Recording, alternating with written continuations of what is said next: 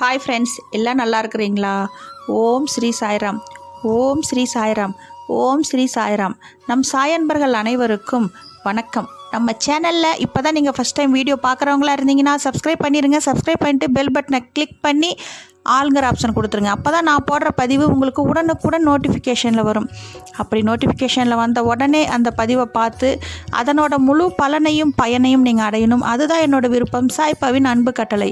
Okay friends, இன்று பிறந்திருக்கும் அனைத்து மழலை செல்வங்களும் 100 ஆண்டுகள் வாழ வேண்டும் என்றும் சாய்பாவின் பரிபூர்ண அருளும் ஆசீர்வாதமும் கிடைக்கும் என்றும், இன்று திருமண நாள் கொண்டாடும் அனைத்து திருமண தம்பதிகளுக்கும் சாய்பாவின் பரிபூர்ண அருளும் ஆசீர்வாதமும் கிடைக்கும் என்றும், இன்று பிறந்த நாள் கொண்டாடும் குழந்தைகள் முதல் பெரியவர்கள் வரை அனைவருக்கும் சாய்பாவின் பரிபூர்ண அருளும் ஆசீர்வாதமும் கிடைக்கும் என்றும், உங்களுக்கு என்னுடைய இனிய திருமண நாள் நல்வாழ்த்துக்களையும் இனிய பிறந்த நாள் தின நல்வாழ்த்துக்களையும் தெரிவிச்சுக்கிறேன். இன்றைக்கி நீங்கள் எவ்வளோ சந்தோஷமாக இருக்கிறீங்களோ அதே போல தான் என்றென்றும் இருக்கணும். அதுக்கு நீங்கள் போன வருடத்தில் எவ்வளவு கஷ்டப்பட்டிருந்தாலும் சரி, அதுதாங்க, அது நேற்றோடு முடிஞ்சிருச்சு. இன்னிலிருந்து நீங்கள் எடுத்து வைக்கிற இந்த முதல் அடியே வெற்றியாக தான் இருக்கணும். அதுக்கு நீங்கள் என்ன பண்ணணும் அப்படின்னு பார்த்தீங்கன்னா, உங்கள் மனதில் ஒரு குறிக்கோள் எடுத்துக்கோங்க. சாய்ப்பா, அடுத்த பர்த்டேக்குள்ளே, அடுத்த நியூ இயர்க்குள்ளே, அடுத்த திருமண நாளுக்குள்ளே நான் புது வீடு கட்டணும், புது வீடு வாங்கணும், கார் வாங்கணும், இது போல் அற்புதங்களை எனக்கு நிகழ்த்தி கொடுங்க சாய்ப்பா. என் மகளுக்கு மிகவும் வயது அதிகமாகிக் கொண்டே போயிட்டே இருக்குது. அவங்களுக்கு நல்லபடியாக வாழ்க்கையையும் நல்ல வரனையையும் அமைத்து கொடுங்க சாய்ப்பா. எனக்கு திருமணமாகி பல வருடங்கள் ஆயிடுச்சு. எனக்கு குழந்தை பாக்கியமே இல்லை. என் குடும்பம் தலைக்கணும், எனக்கு வாரிசு வேணும். என் அடுத்த வருடத்துக்குள்ளே எனக்கு குழந்தை பாக்கியத்தை கொடுங்க. அதே போல் ஒரு சாயன்பருக்கு ஒரே ஒரு ஆண் குழந்தை இருக்கான், அவங்களுக்கு ஒரு பெண் குழந்தை வேணும்னு சொல்லியிருக்கிறாங்க. அவங்களுக்கும் ஒரு பெண் குழந்தையை கொடுங்க. அவங்க தினம் தினம் வேதனையில் அழுகுறாங்க. அவங்க மாமியாரும் திட்டாமல் அந்த பெண்ணு நல்லபடியாகவும் இருக்கணும். அந்த குழந்தைக்கு உடம்பு சரியில்லைன்னு சொல்கிறாங்க. அந்த குழந்தை நல்லா இருக்கணும். அந்த பெண்ணையும் அந்த மாமியார் திட்டாமல் அவங்க அம்மா போல் அந்த பெண்ணை நல்லபடியாக பார்த்துக்கணும்.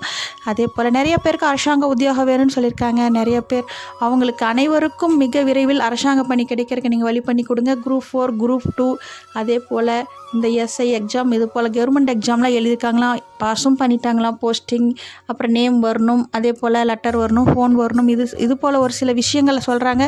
இவங்களை அனைவருக்கும் மிக விரைவில் பணி கிடைக்கணும். ஒருத்தர் சொல்லிக்காங்க, என் கணவருக்கு சம்பளம் தரலை, சம்பளம் கொடுக்க மாட்டேங்கிறாங்க, அங்கே இருக்கும் சம்பளம் வந்தால் என்னுடைய கடன் பிரச்சனை தீரும்னு சொல்லியிருக்காங்க. அவங்களுக்கு மிக விரைவில் சம்பளம் கிடைப்பதற்கு வழி பண்ணி கொடுங்க.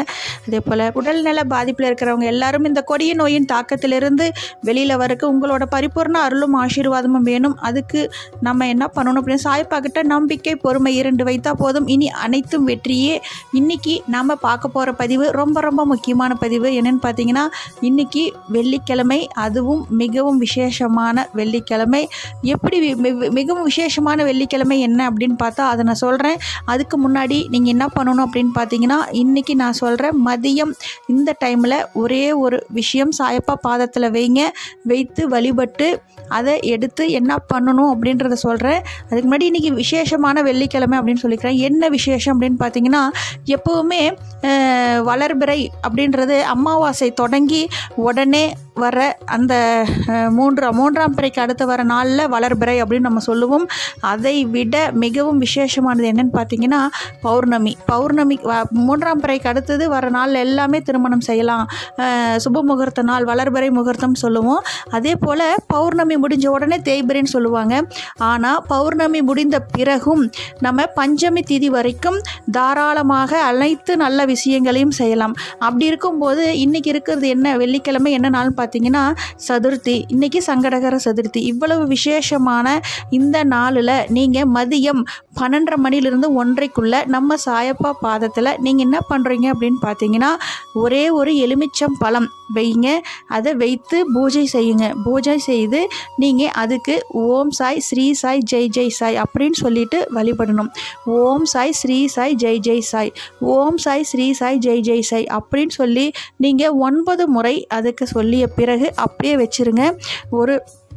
ஒரே ஒரு எலுமிச்சம்பழம் வச்சுருங்க. அதை வைத்து பூஜை செய்து நீங்கள் ஊதுபத்தி, சாம்பிராணி எல்லாம் காமிச்சு, கற்பூர தீபார்த்தனை காமிச்சு முடித்த பிறகு அந்த எலுமிச்சம்பழத்தை எடுத்து உங்களோட வீட்டு நிலை வாசப்படி இருக்குது இல்லைங்களா, வெளியில் உள்ள என்ட்ரன்ஸ், வெளியில் நம்ம எங்கேயாவது போகிறதுனா வீடு பூட்டுவோம் இல்லைங்களா, அந்த கதவுக்கு மேலே முன்னாடி எலுமிச்சம்பழத்தை கட்டி விட்டுருணும். அந்த எலுமிச்சம்பழத்தை பூஜை முடிந்த பிறகு அந்த எலுமிச்சம்பழம் எடுத்து முன்னாடி கட்டுங்க. இது போல் நீங்கள் வாரம் வெள்ளிக்கிழமை வெள்ளிக்கிழமை இது போல் செஞ்சுட்டு வரும்போது உங்களுக்கு மகாலட்சுமியின் பரிபூர்ண அருள் நிறைந்திருக்கும்.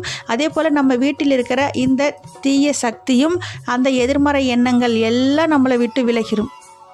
எப்படி அப்படின்னு பார்த்தீங்கன்னா, நமக்கு மகாலட்சுமியின் அருள் பரிபூர்ண அருள் நிறைந்து இருக்கும்போது நம்ம வீட்டுக்கு அந்த எலுமிச்சம்பழம் இருக்கும்போது கெட்டவர்களே வந்தாலும் அந்த தீய சக்தி நம்ம வீட்டுக்குள்ளே வர்றதுக்கு அனுமதி கிடையாது. அது வெளியிலேயே தங்கிரும். அதே போல் அவங்க எவ்வளவு கெட்ட எண்ணங்களோடு உள்ளே வந்தாலும் அந்த எலுமிச்சம்பழத்தின் சக்தி அவ்வளவு சக்தி நிறைந்தது, அவங்களோட எண்ணத்தை மாற்றிடும்.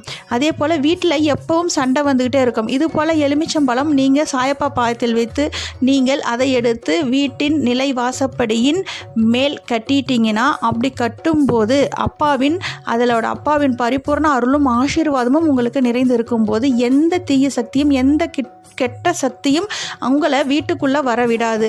அப்படி இருக்கும்போது உங்கள் வீட்டில் சண்டையே வராது. சண்டை வராது இருக்கும்போது நமக்கு வீட்டில் நம்ம இந்த சண்டை போட்டுகிட்டே இருக்கும்போது மகாலட்சுமி நம்ம வீட்டில் தங்க மாட்டாங்க.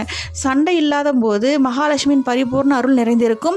நீங்கள் டெய்லி வேலைக்கு போவீங்க. உங்களுக்கு பிஸ்னஸ் வேலைக்கு போய் நீங்கள் கூலி வேலையாக இருந்தாலும் சரி, நீங்கள் நல்லபடியாக பெரிய அளவில் அரசாங்க உத்தியோகமாக இருந்தாலும் சரி, குட்டி கடையாக வச்சுருந்தாலும் சரி, பெரிய அளவில் பிஸ்னஸ் பண்ணாலும் சரி, நமக்கு லாபம் அதிகரிக்கும். சம்பளம் உங்களுக்கு கை நிறைய கிடைக்கும் போது உங்கள் கடன் பிரச்சனை உங்களை விட்டு முற்றிலும் விலகிரும். அப்படி விலகும் போது நம்மக்கிட்ட கடன் தொல்லை இருக்காது. நம்மக்கிட்ட செல்வம் நிலைத்து நிற்கும்.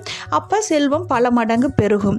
இது போல தான் நமக்கு நம்ம சாயப்பாவின் பரிபூர்ண அருள் உங்களுக்கு கிடைக்கும். அதனால் வெள்ளிக்கிழமை இது போல் ஒரே ஒரு எலுமிச்சம்பழம் சாயப்பா பாதத்தில் வைத்து 9 வாரம் நீங்கள் கட்டி பாருங்கள். நீங்கள் நினைத்த காரியங்கள் அனைத்தும் தடையின்றி நடக்க சாயப்பா உங்களுக்கு வழிவகுத்து கொடுப்பார். இந்த பதிவை முழுவாக கேட்டிருப்பீங்க. இந்த பதிவு பார்க்குறவங்க எல்லாரும் ஒன்றா சேர்ந்து கூட்டு பிரார்த்தனையாக தியானம் செய்யலாம். ஓம் ஸ்ரீ சாய்ராம், ஓம் ஸ்ரீ சாய்ராம், ஓம் ஸ்ரீ சாய்ராம். தியானம் செய்வோமாக.